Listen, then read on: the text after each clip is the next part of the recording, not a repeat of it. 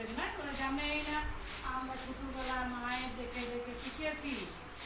আর পরশুদিন গেছিলাম কলকাতা কেষ্টপুর, নিয়ে লাদমি তো নিয়ে গেল, বললে ঠাকুমা চলো ইয়ে খাবে পপকর্ন, উনি পপকর্ন কিনো, বলছে পপকর্ন চলো দেখাবো। উমা যেয়ে পরে দেখছি না জুনারগুলাকে একটা মেশিনে করে ভেজে আর ডিম দিচ্ছে, আর 100 টাকা তা খোলা। আমি চ চ চ এগুলো জোনার ভাজা, এগুলো আমরা সব কিনে খাই না, এগুলো ঘরে আমরা কোথাও করিয়েছি। তোকে আমি ঘরে যেয়ে ভালো করে নুন দিয়ে তেল দিয়ে হলুদ দিয়ে তোকে পপকর্ন আমি খাবার নিই। এই হলো ঘটনা, বুঝতে পারলে? আর বললো না। হ্যাঁ, এই তো ঘটনা সব চলছে।